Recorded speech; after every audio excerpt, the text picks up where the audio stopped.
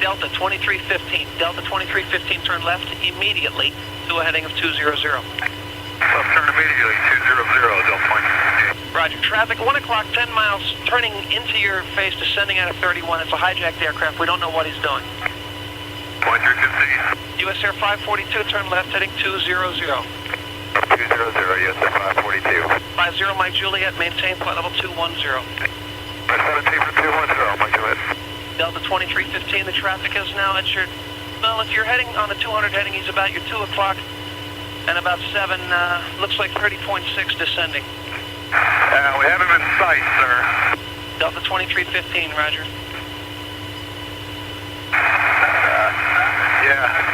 Yeah, he's in sight. Okay, you can maneuver as necessary to avoid that aircraft, sir. I do not know what he's doing. Greetings, friends, and welcome to another episode of Curator's Chronicles. I'm Christian Gurling, your curator and host on this journey through the annals of history.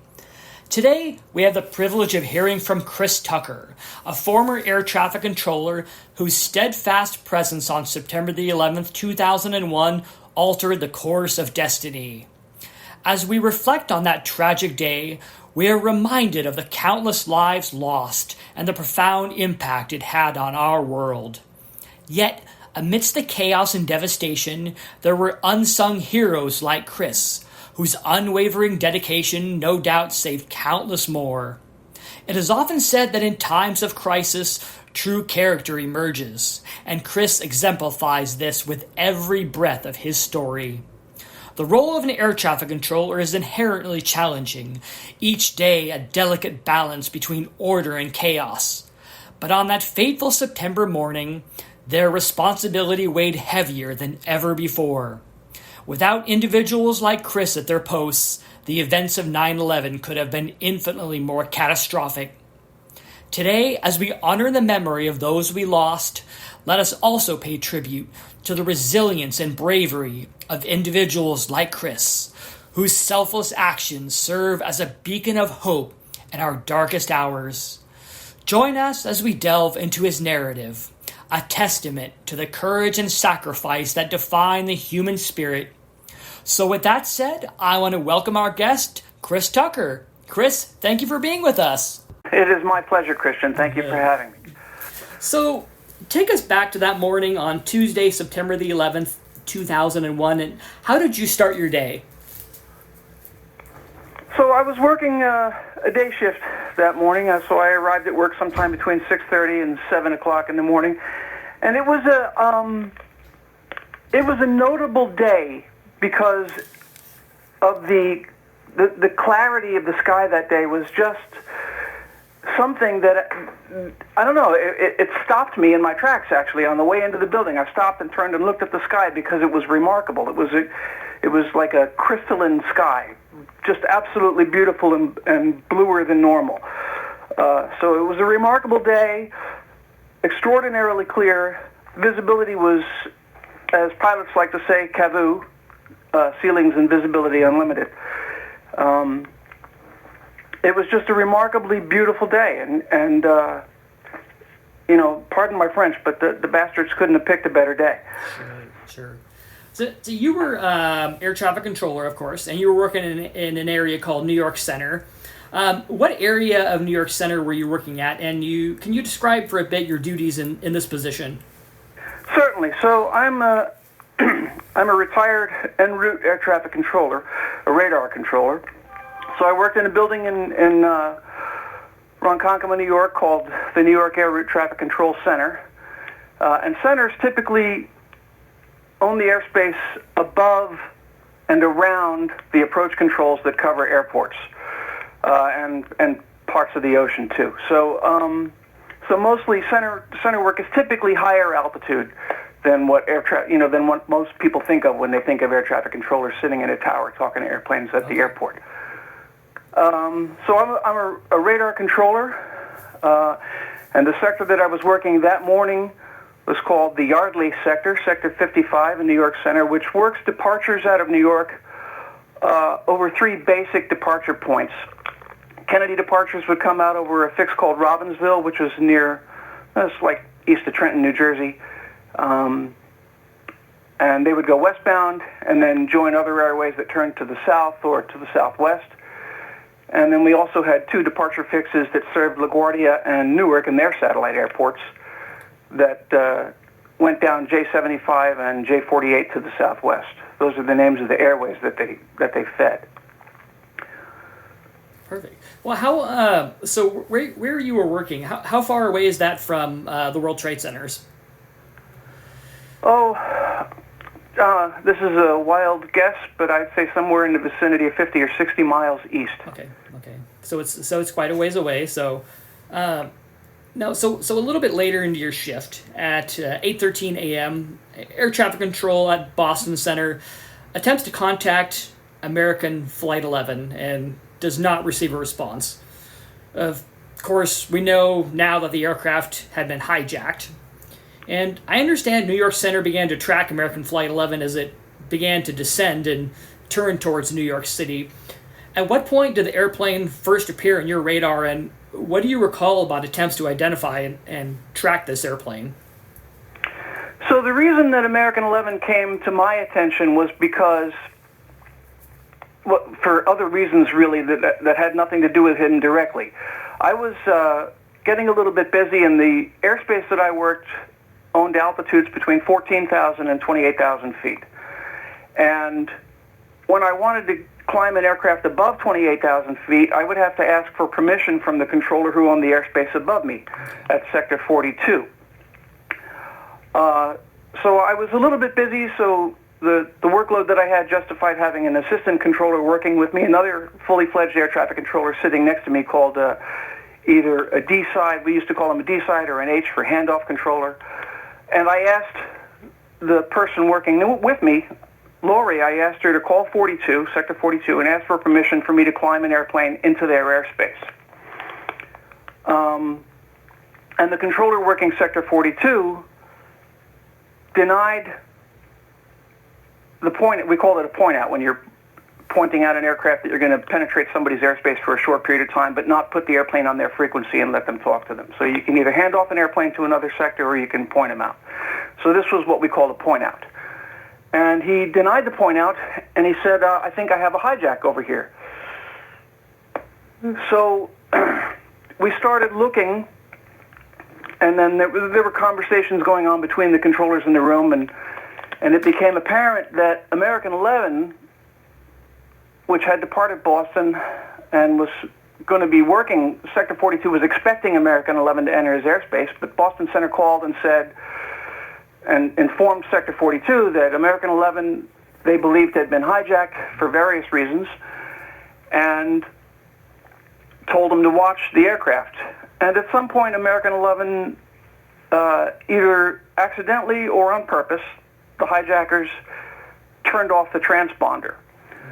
Now, the transponder is a device on board the aircraft that broadcasts a signal that radar can receive, and typically that broadcast includes some information. The basic information is a 4-digit code that we call a squawk code, or a transponder code, and an altitude. But they had turned off the transponder on the aircraft, so this had a couple of effects. One was that changed the type of target that we see. The targets are displayed in various different formats or symbols on the radar, depending on what kind of information they're broadcasting to us, and how they're being tracked. And so, but the result of this was that we could no longer see the altitude information from the airplane, so we did not know American 11's altitude. All we knew was the direction that it was traveling. So we watched American 11 tracking kind of to the northwest, pointed kind of toward Albany, and then it turned to the south, and it became actually a little bit difficult to get actual work done. You know, I had responsibilities as a controller. I owned the airspace that my sector controlled, and I was responsible for every aircraft in it at the time. But when something like this happens, controllers have a tendency to focus inappropriately on the abnormal situation at hand, right? So every eye in the room was staring at that target. And we watched it track toward New York City, and at one point it finally just disappeared off the scope, and it didn't even occur to us that the aircraft crashed. That's not in our playbook. Sure. We just thought that it had gotten to an altitude that put it below the radar, because the antenna that we use in our facility at that time, the antenna that we use is in Riverhead on Long Island, which is almost 100 miles east of New York City. So it's, so if the airplanes get below a certain altitude, that antenna doesn't see them anymore. Sure. So while New York Center is watching and tracking American Flight 11, United Flight 175 appears on your radar, and its transponder code changes. What did that mean for United Flight 175? And can you go into a United 175 a little bit? So as you're watching American Flight 11, now you're having to deal with a second aircraft, United Flight 175. Absolutely. So the guy who's working the airspace above me at Sector 42 has received a handoff from Boston Center on United 175, and United 175 checks onto his frequency. And this is why he knew about American 11 initially, because United 175 actually says to him on the frequency, listen, we believe that there was a hijacking on the last frequency. Perhaps you should talk to that controller. And I don't remember the exact words that American 11 said to him, but I'm sorry, that United 175 said to him.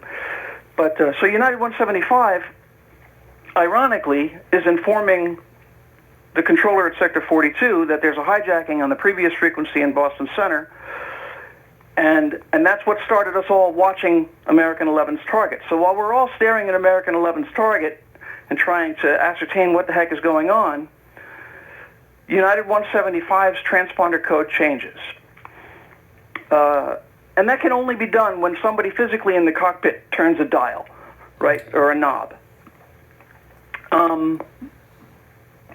So when the number changes, the computer became confused and didn't believe, sort of, wrong word, but the computer wasn't able to track the target as being United 175. So when we're looking at the radar, there's a thing on the scope called a data block that is attached to the target by a leader line, and the data block tells us the call sign of the aircraft, its altitude, its assigned altitude, its ground speed, and some other information that we can find out.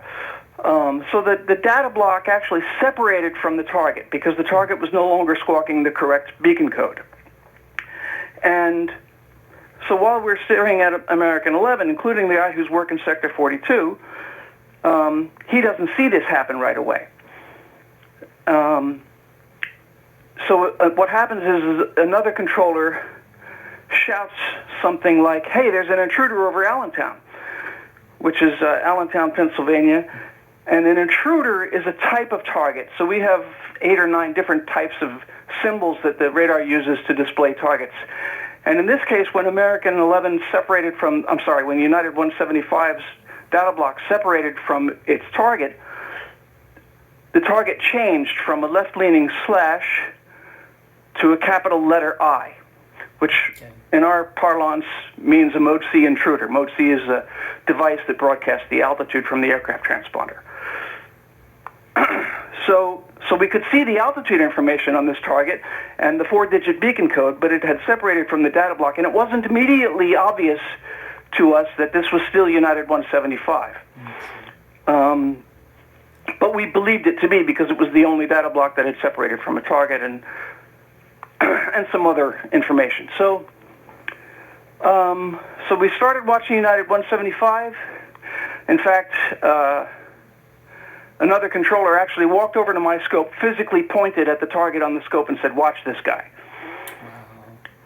And we watched the aircraft turn a little bit to the west, off course, and climb a little bit, and then it started descending and turning to the southwest and then toward the south. And when it became apparent to me that the aircraft was descending, it became a threat to at least 2 of the aircraft that I was working. Sure. So I had a couple of guys going southwestbound on J75 headed toward, I can't even remember where Delta 2315 and US Air 542 were landing, but they were southwestbound aircraft. and United 175 was looking like he was going to be a threat to these two guys. Yeah, and what, at one point, this is fascinating, listening to the audio of that day, you actually tell Delta 2315 and US Air 542 to turn immediately. What are you thinking at this point? I mean, after all, it's no small thing for an air traffic controller to tell an aircraft to turn immediately, is it? So the word immediately is almost never used by air traffic controllers unless something imminent is about to happen. You can't use it because pilots are trained to respond aggressively to that word. What I mean by that is, so for example, if you tell an aircraft to descend immediately, the pilot might actually take the control column and shove it toward the front of the aircraft. If he does that, anybody or anything that's not bolted down in the back of the aircraft is going to hit the ceiling. Yeah, sure. Right? So, and so people can get hurt when you use the word immediately. So we don't use it, right, unless the circumstances are drastic and call for it. And I had probably only used it once or twice at that time, I think I had been there 14 years at that time. So once or twice in my career had I used that word on the frequency. So I turned these guys both to the left, and it took me a while to figure out which way to go. You know, I actually spent like a minute trying to decide, should I turn them left, should I turn them right, should I change their altitudes? Because those are my options, right? I can climb them, I can descend them, I can turn them. Changing their speeds wouldn't have had any effect, right? So that's not an option that I considered. So it looked like a left turn was going to be the safest, and so I turned them both hard to the left, and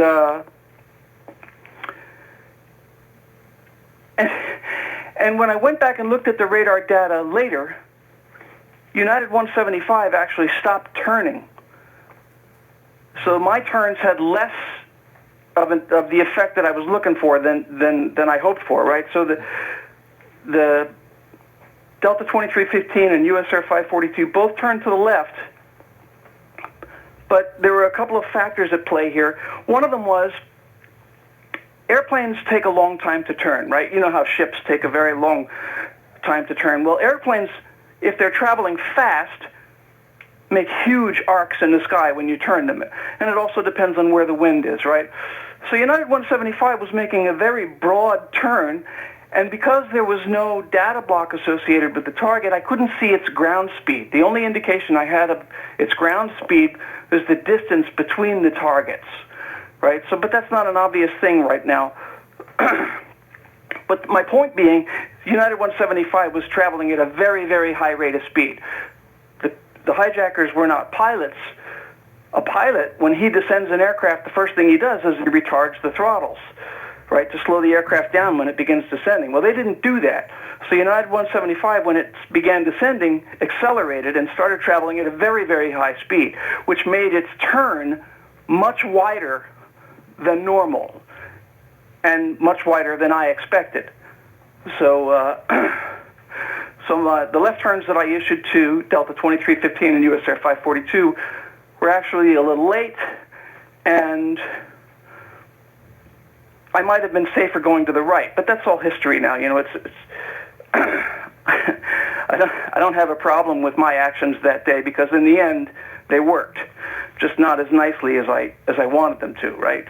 So controllers want, in the en route environment, en route controllers want 5 miles between aircraft. We have to have, if the aircraft are at the same altitude or less than 1,000 feet vertically apart, they got to be 5 miles apart. There are other rules that come into play. If you're within 40 miles of an antenna and it's the only antenna that's looking at the target, then you can use 3 miles. But that wasn't even a part of the system back then. Back then it was straight 5 miles. So US Air 542 and Delta 2315 both turned left, and United 175 continued his turn to the from the south toward the east and then back to the northeast, kind of toward New York City. And he went right behind United 175, like 2 miles. So 2 miles to, a person who's in an airplane looking out a window, they might not have even seen the airplane, right? 2 miles is a pretty big distance. But in air traffic control, at those speeds and those altitudes, 2 miles is like nothing, right? You never ever want to see that as a controller. You got to have 5 miles. There are all kinds of reasons why we need at least 5 miles between the airplanes, because the data being presented to us has, the targets are presented as being in a certain location probabilistically, right? So there's a lot of algorithms that are used to determine exactly where that target is, and the target itself is a mile long, right? So 2 miles is like very, very, very close, and I was very upset. My heart was racing. I was breathing fast. I actually stood up and jumped out of my seat when I told Delta 2315 to turn left immediately. I jumped up out of my chair. My chair went rolling away from behind me, and it was very upsetting. So these aircraft are, of course, at this point, are quite close to each other. What are you seeing on the radar with all these aircraft? I mean, these aircraft are beginning to converge. Right. So when United 175 began actually turning toward Delta 2315 and toward US Air 542, who was right behind the Delta at a lower altitude.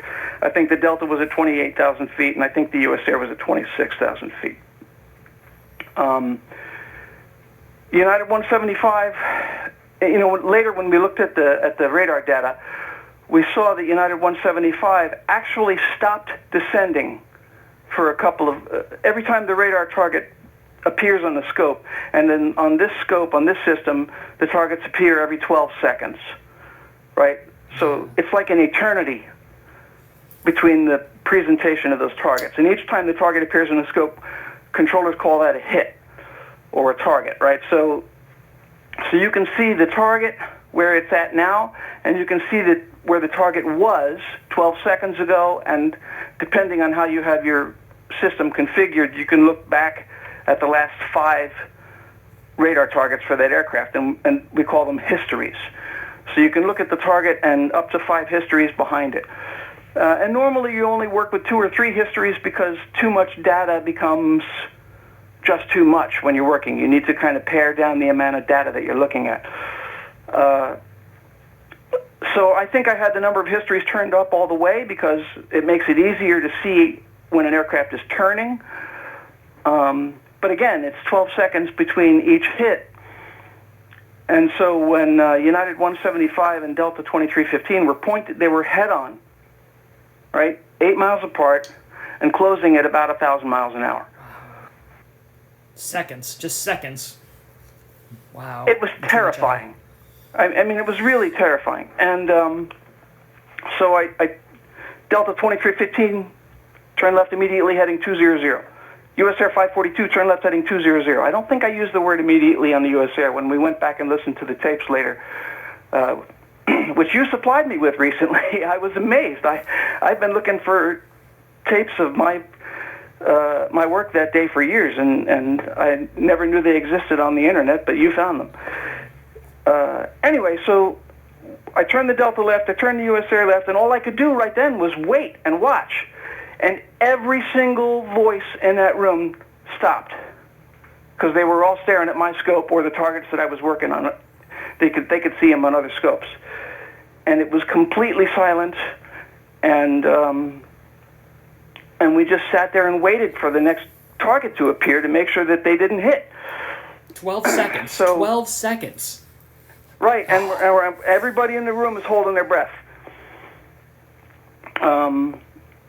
But the vectors worked. US Air 542 and Delta 2315 both turned to the left, and the aircraft passed off of their right as it turned toward New York City. And I was so concerned about the first 2 airplanes, which was Delta 2315 and United 175. I turned US Air 542 also to the left, but I wasn't nearly as concerned about him. I was really concerned about the Delta 2315. And while we were waiting, US Air 542 says on the frequency, we have a TCAS alert, we're descending. Well, what does that mean? So there's a device on board the aircraft called TCAS, or TCAS, Terminal Collision Avoidance System, which is a really effective system that keeps airplanes safe if controllers make mistakes. Sure.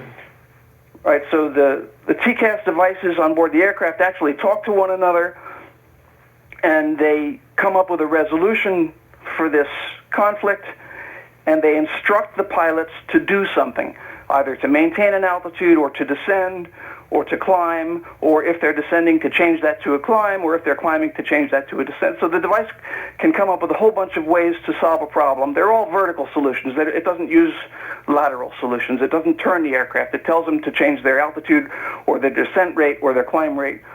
So in this case, what happened was US Air 542 actually descended a few hundred feet, and that, we think, is why the hijackers stopped descending United 175, because that aircraft would have received an audible alert from the instrument panel telling them either to stop their descent or to climb. So we think they actually listened to it, because we saw United 175 level off at 28,300 feet for a couple of target presentations or a couple of hits. So that's another reason why they didn't hit, because TCAS is a phenomenally effective system. I mean, controllers didn't like it when it was first introduced because the solutions it was using were poor, and there was confusion between controllers and the system, but that's all been worked out. So, at what point in all this confusion did you find out that the North Tower of the World Trade Center had been struck by an aircraft? Right. So that's another bizarre aspect to this, is that during this whole thing, we didn't know yet that American 11 had crashed into the World Trade Center. Not in the room that I was sitting in. It had just disappeared from the radar at that point. Right. He had just disappeared off the radar. It didn't occur to us that he had crashed. I don't know why. Just because it's not an acceptable thought. Right. Right. So, not for us. For controllers, I mean, and I don't mean to sound patronizing towards pilots in any way whatsoever. They're highly trained professionals. But for controllers, in some aspects, pilots are like our babies. Right? We take care of them every day. We keep them safe every day. That's all we do, is we keep them safe, right? That's our job. So when an airplane crashes, it's a devastating thing, typically, emotionally, to air traffic controllers, and it can affect them. I don't know if you remember the United aircraft that crashed in Sioux City, Iowa. I knew the controller who was working that tower. I met him later, and his life was almost completely destroyed by that incident. So aircraft crashes have ramifications on air traffic controllers that, most people aren't even aware of that. But anyway, so I'll get back into that later. It becomes important in my life story later. But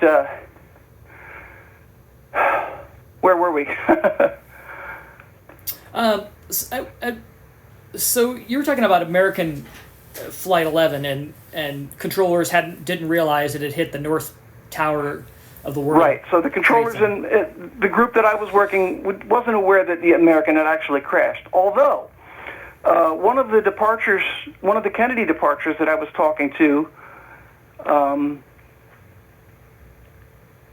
actually, there was conversation about the North Tower of the World Trade Center was on fire. We heard that. We didn't connect the two events. At least I didn't. Maybe somebody else in the room did, but I didn't. I had work to do. But one of the departure airplanes from Kennedy, who I was talking to, said on the frequency, and I didn't hear him at the time. It wasn't until later when I went back and listened to my tapes many, many, many times to transcribe them. this pilot said, well, maybe that's the American you're looking for. Right, so it occurred to him that maybe the American Airlines American 11 had crashed into the North Tower of the World Trade Center. And I didn't hear that on the frequency at the time, for whatever reason. So I still was unaware that American 11 had crashed. But as we watched United 175 heading toward the city and descending, the aircraft began descending really, really fast. So the airplane was behaving in a way. That's another indication that we had that the aircraft was hijacked, right? The aircraft was behaving in a way that it wouldn't behave had it been operated by an actual pilot. So it was traveling at a very, very high rate of speed. So he wouldn't act that way, speeds, right? Even in an emergency. I'm sorry? Even in an emergency, a pilot wouldn't control an aircraft this way, right? Correct. So and it, now a high rate of descent, that's something that pilots might do in an emergency, absolutely. But you don't want the aircraft traveling so fast that you risk a structural failure, right? So pilots will definitely control the speed of the aircraft. And this aircraft was, later radar data showed that the guy was doing over 700, the United 175 was doing over 700 miles an hour over the ground, which is very, very fast. So as United 175 began descending and pointing at New York, we began speculating out loud, hoping that it was an emergency and not a hijacking, but kind of knowing in our hearts that it was a hijacking. It was very bizarre. Contrary ideas, or conflicting ideas, you could both hold them both in your head at the same time. It was very strange, very surreal, because we didn't believe what we were seeing.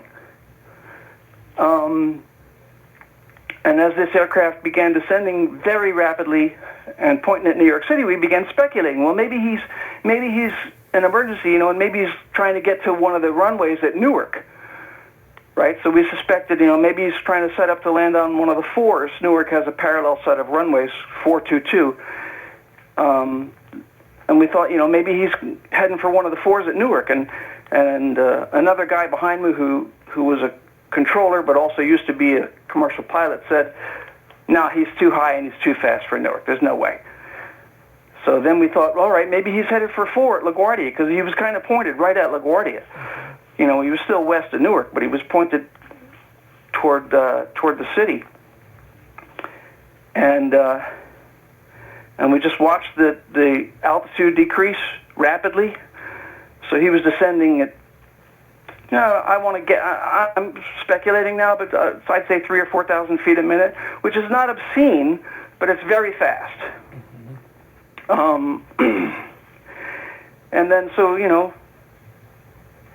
another target presents, the altitude decreases, another target presents, the altitude decreases, and the controller, who was a pilot, commercial pilot, says out loud, he's like, no, he's going in, meaning that he's going to crash. And so now we know that this aircraft is about to crash, and we know it's about to crash in Lower Manhattan. And if you're a controller, that's a devastating piece of knowledge to have in your mind, especially while you're trying to work. Is anybody trying to call United 175 at this point? Any controllers? The controller who was responsible for him initially at Sector 42 in the airspace above me tried several times to contact United 175, and he got no response, of course.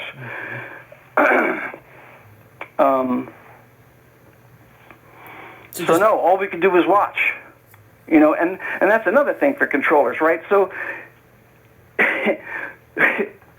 controllers are typically Type A personalities.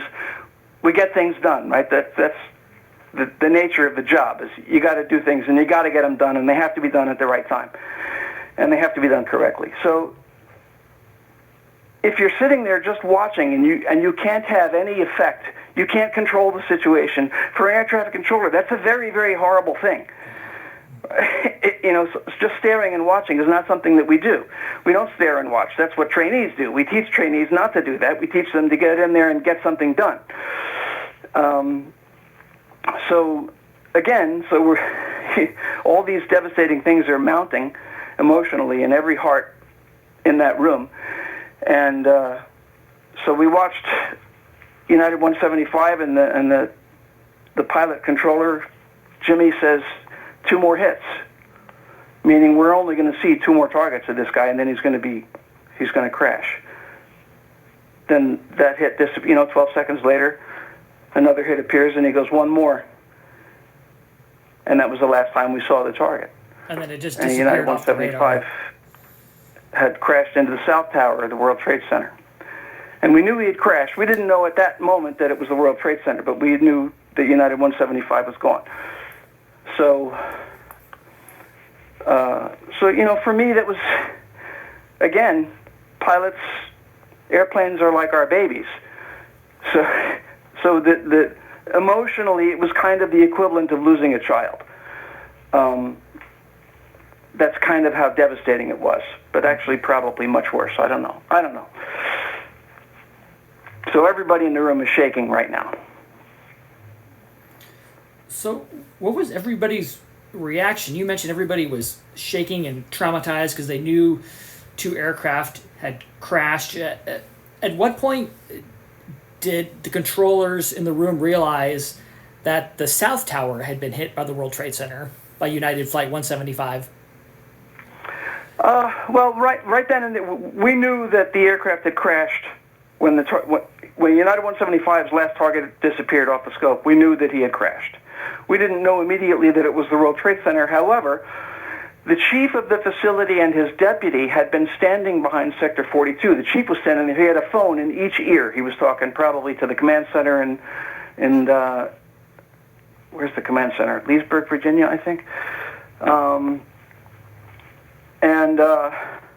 So we knew that that American 11, at that point, we knew he had crashed into the World Trade Center also because the deputy, he had actually run out to the cafeteria and looked at the TV, and it was on the news. And they had pictures of the towers burning. So the deputy chief of the facility came back into the area that I was working in, and he informed us about what was going on the TV, and that both of these aircraft had crashed into the World Trade Center towers. Now, the trauma of all this must have been absolutely unimaginable, with you right in the center and in the thick of things. How did you cope with all this after this had happened? So that's an interesting question. At the time, we didn't know what to do. So this is what I did. So interestingly enough, the supervisor in my area wasn't present during most of these events because earlier in the day, we had had an incident where 2 aircraft got too close to one another, less than 5 miles apart at the same altitude. So he was investigating that incident. And so right after all of this stuff went down, he came back into the area. People brought him up to speed on what was going on.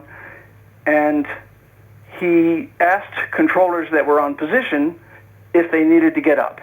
And he asked me, Chris, do you want to get up? And I said, yeah, I'd like to get up. Because I was shaking, and you can hear on the frequency, when you listen to the tapes, my voice was cracking. I wasn't in a good place, and you can't be in a bad place when you're working air traffic. You got a job to do that's really, it's a critical safety job. It's important that you get it right. So I said, if you have somebody, I'd like to get up. So he gets a controller to relieve me. I get up, and I'm going to go outside. I want to get some fresh air, so I'm going to go outside. And as I'm going, I walk past the watch desk, which is where normally the guys who are running the entire operation are stationed, right? So they have a whole bunch of computer screens, and they can look at radar screens. They can see what's happening at any sector they want to look at in the facility. And the manager in charge that day was standing, and he had a red phone up against his ear, and he was yelling into the phone. And he said words to the effect of, I'm trying to remember exactly what he said, but he said, I don't care what you do, just get him in the air. And it turns out later that, I talked to him, and he was talking to the commander at Otis Air Force Base, which is probably an Air National Guard base, and trying to get some fighters in the air over New York City, not knowing exactly what we're going to do with them. He just wanted to make some sort of defensive response. He wanted to do something, right? So, and while he's yelling at this poor Air Force guy, I reach across this entire bank of computers and I pull the cigarettes out of his pocket and I walk outside. And I hadn't smoked in years, but right then I needed a cigarette. So I walked outside and I probably smoked every single cigarette in that pack that morning. And so after this, you obviously must have taken time off of work. How much time did you have to take off? I mean, how did you know when you were ready to come back? And, that's an interesting question. They give you the air traffic controllers are afforded up to 45 days that they can take off in a situation like this. And I had no idea how long it was going to take. My plan was a couple of weeks. So I'm at home for a week, and I'm starting to go a little stir crazy, right? Because I'm not working, and that was an unusual thing for me. I wasn't on vacation. It was just like, what am I didn't know how to spend my time. So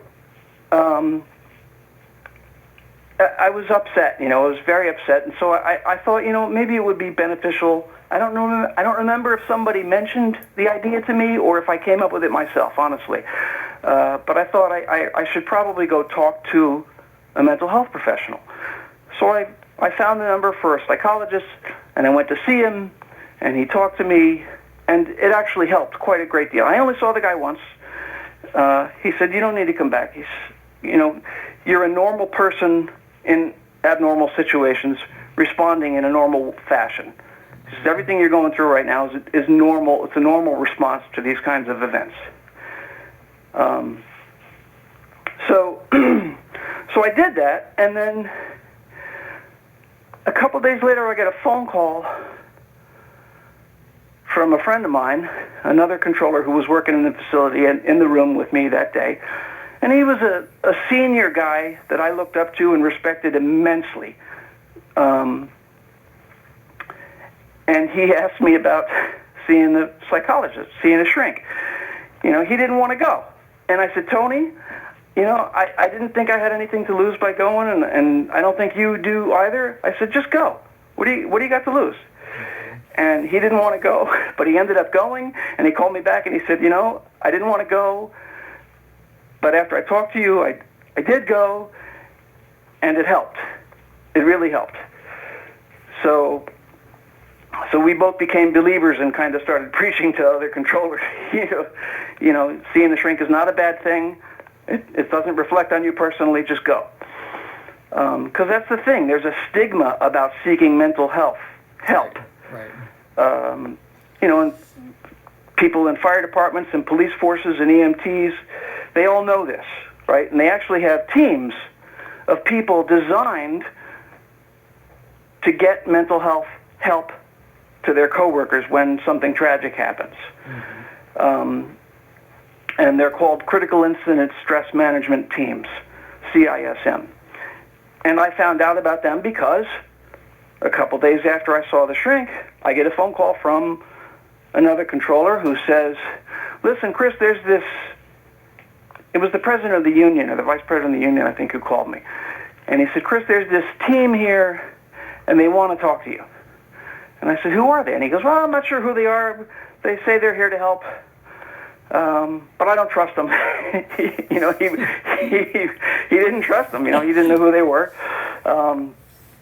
He said, do you want to talk to them? And like I said, I was going stir crazy at home. I said, yeah, I'll talk. It was something to do. I said, yeah, I'll talk to them. And he goes, you sure? I said, yeah. He says, okay. So he sets up an appointment, and I go back to work during my time off to meet with this CISM team. And And we sit down, and there's me, there's two actual air traffic controllers on the team from other facilities in other parts of the country. There's a mental health professional, either a psychologist or a psychiatrist or something of that nature. And there's a priest. Right? So there's four of them and me.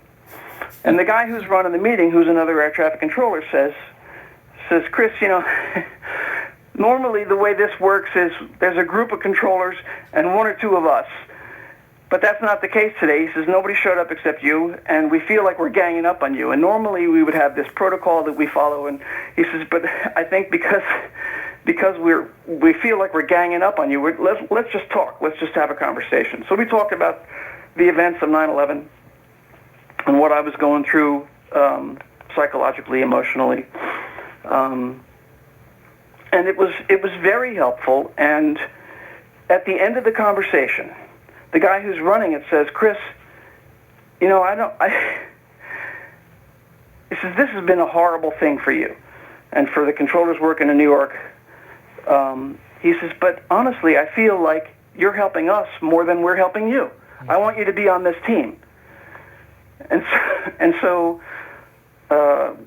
it took a while because I had to get some training, but they invited me to join the critical incident stress management team, and I worked on that team for the rest of my career until I retired in 2014.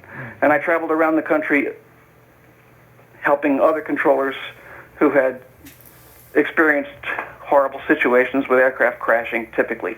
There are other kinds of incidents, but mostly it was aircraft crashes. So that in itself was a kind of a very healing thing, and to be able to give back and use my experiences as a kind of a mirror to help me understand what other people were going through.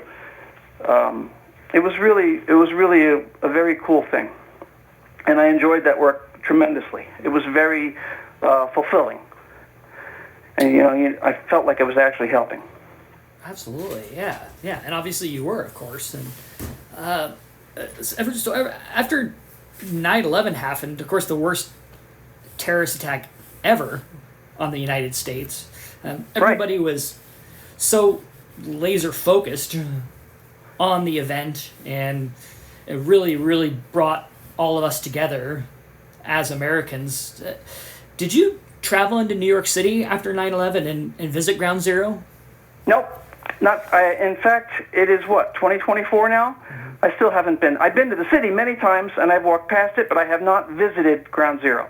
Mm-hmm. Which is odd, because I wouldn't mind. It's not like I don't feel like I'm avoiding it on purpose, but maybe I am, I don't know. I still haven't been. Isn't that strange? When you came back to work after your time off, you're getting therapy, you're working through what had happened that day. What was that like? That must have been such a strange feeling, sitting down in that chair, looking at the same scopes. Did it take you back? Walk us through that day and how that all happened. So as you know, air traffic came to a screeching halt after 9/11. Right? Nobody flew for the first couple of days. The only airplanes in the sky were military aircraft and emergency vehicles and stuff like that. But I wasn't working. I ended up coming back to work about, I think, exactly 2 weeks after the event. So I sat down, and it just turns out that the sector that I sat down at was the same sector that I was working at that day, the Yardley Sector 55. And so that was kind of creepy all by itself. Yeah. And I sat down, I plugged in, I'm wearing a headset, I'm plugged into the radio, I get the briefing from the controller that I'm relieving. I accept responsibility for the sector, and I sit down, and they unplug and walk away. And it was very, very strange. It was again, it was a surreal experience because you know how people are. Stuff starts popping up into your head, and you start thinking about things, and images start popping up into your head, and that was uncool, And if I'd gotten busy at that point, all that stuff would have gone away because the job is very intensive, right? You don't have time to think about emotional stuff while you're working. Sure. And when you become a professional and you're trained, everything else goes away. You got a job to do and you do it. So oddly enough, the first aircraft that I speak to is a Kennedy departure, and his call sign was, what was the call sign? American 22? It was an American with a repeating 2-digit call sign, just like American 11 and American 77, which were the 2 aircraft by American Airlines that were hijacked on 9/11. So that was another odd thing, right? And it just made it even creepier. But after, I don't know, I felt really strange. It was weird. And but after a little while, it just kind of went away. You know, you know what you're used to. You fall back into the habits, and you know, I just started working again, and it was fine. And I talked to another controller who had been taking time off, and he asked me what it was like coming back to work, and I told him, I said it was really strange, but it goes away. And he came back to work either the following day or a couple days later, and we talked later.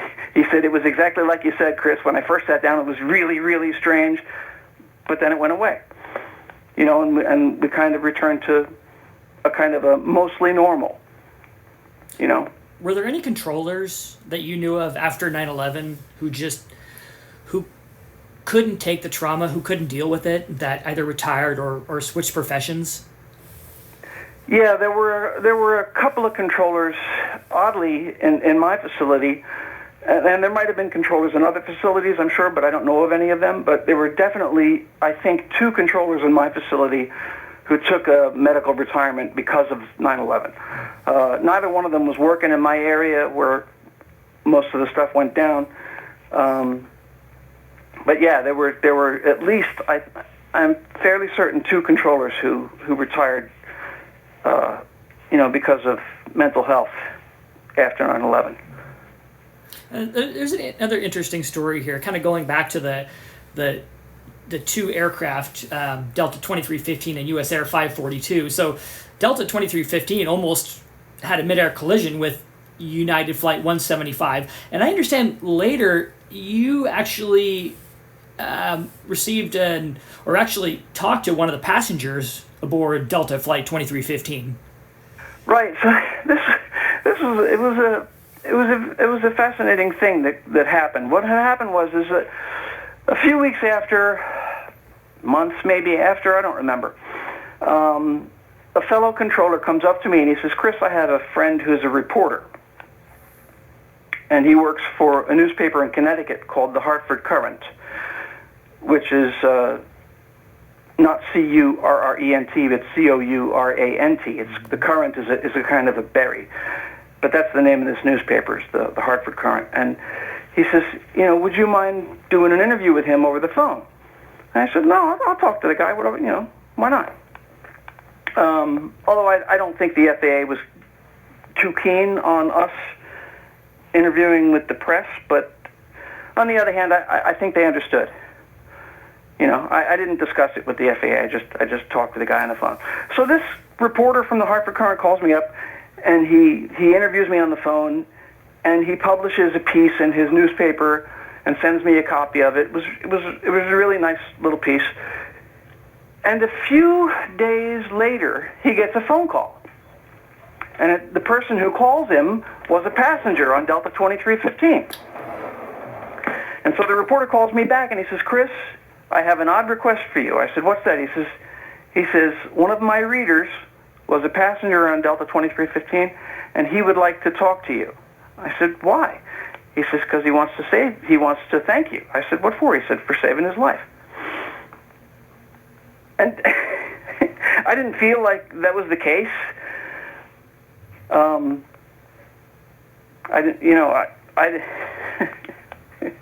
I'm just a controller. I just went to work that day. It just happened that I was sitting in that chair. But anyway, I said, I'll talk to him. So the guy calls me, and he's a circuit court judge in Connecticut. Remarkably interesting fellow, and we talk on the phone for like an hour and a half. and it was really cool. But he he just wanted to express his gratitude for me being at work that day and doing my job. So that in and of itself was a very powerful experience for me when it came to, getting myself back together. Because, when emotional events happen, when trauma happens, it's like people use the words like keeping it together, that guy's put together well. When trauma happens, you feel like you're coming apart. It's the same terminology. People feel like they're coming apart at the seams. And that's kind of what I felt like after 9/11. I was not stable, right? My worldview had been shaken to its core, as was everybody's. But so when this passenger on Delta 2315 talked to me on the phone, it was a very healing kind of thing. I don't know. It really was important to me, and I'm grateful that he called me. Wow, really a remarkable story, actually, and yeah, it was very cool.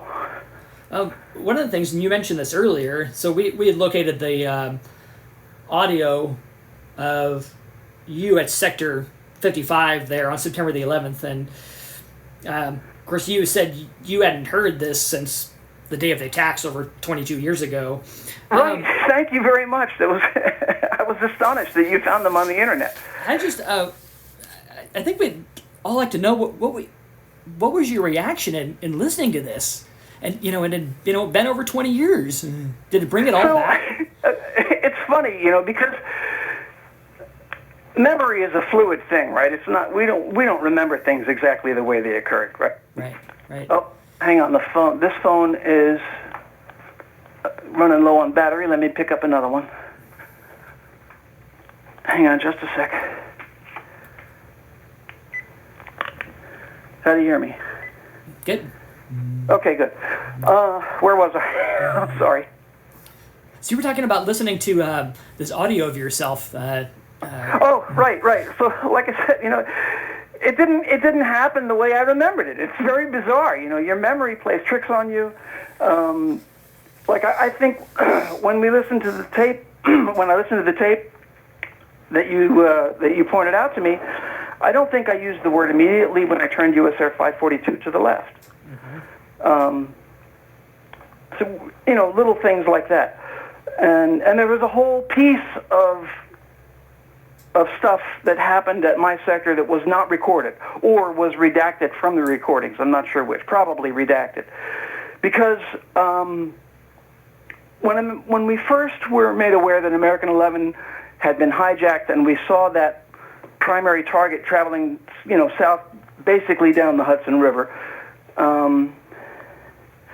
I had a lull in my traffic and had about a minute of free time, really.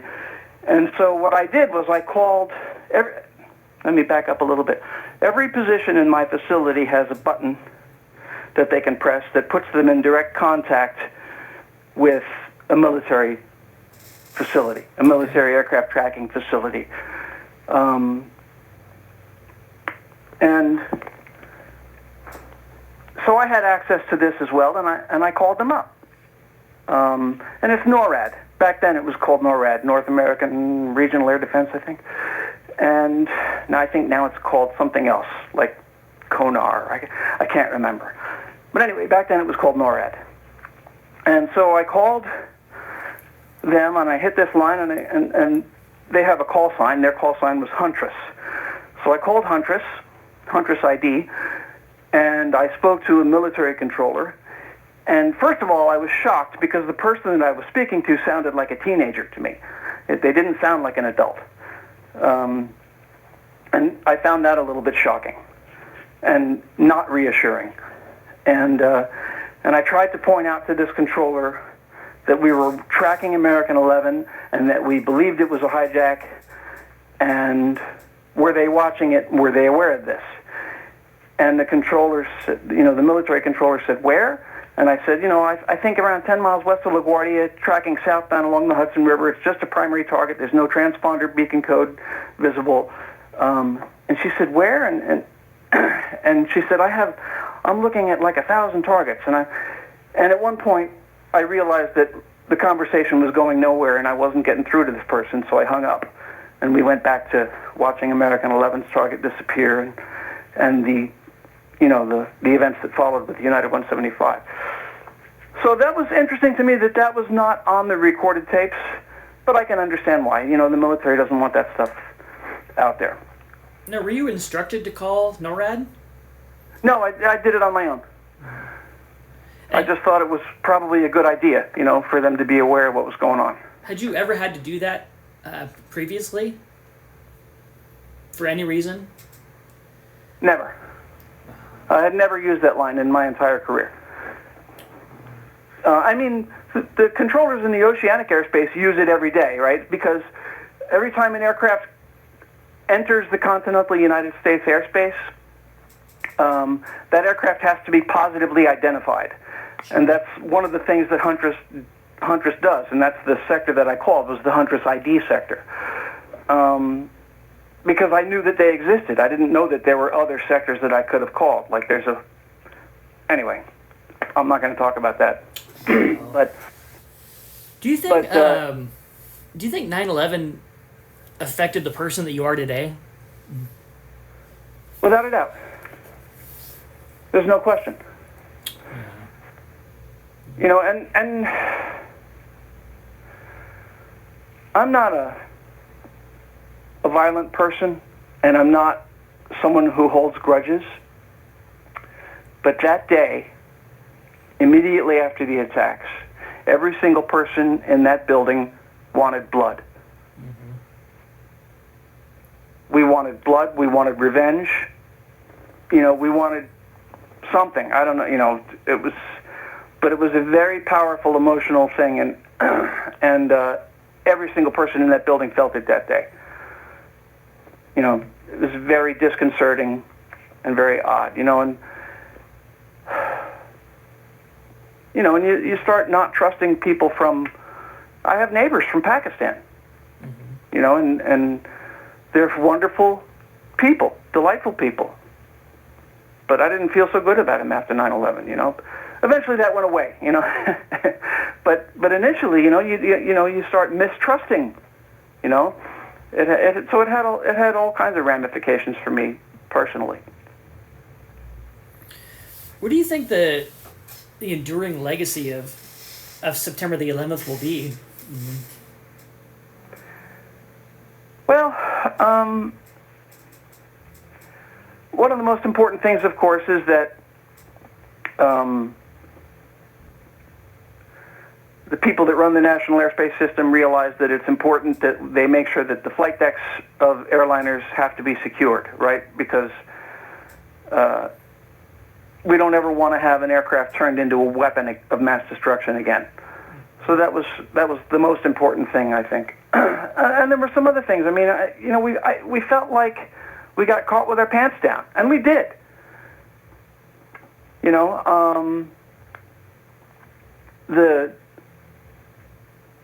The thinking about the defense of this nation changed that day, and the number of fighter jets that were available at that time was really, really small, and now it's a little bit big. We have more aircraft on alert now than we did back then.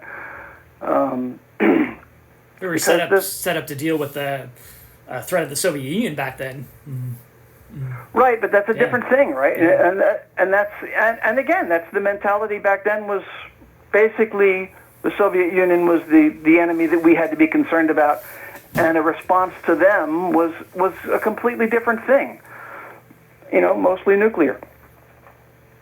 And some of the early military aircraft that were up in the skies at the time actually weren't armed at all. Mm-hmm. Right, and what are they going to do?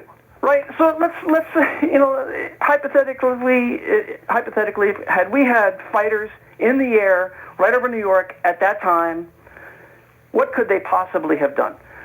How are you going to convince an American Air Force pilot or a Marine to shoot down a civilian aircraft? You're not going to do it. It's not, and there was no protocol, right? There's no protocol for them to follow. don't think that they could have done a thing. So at that time, I don't think, even had they been fighter pilots in the air over the city at that time, they wouldn't have been able to respond in any way, in any meaningful way. I don't think. Well, Chris, this has been absolutely fascinating. I could absolutely talk to you all day, and I know the museum's I know. visitors are going to absolutely love to hear your story here. I want to thank you for joining us, and we appreciate you being with us today. Christian, it has been my pleasure. Thank you for having me.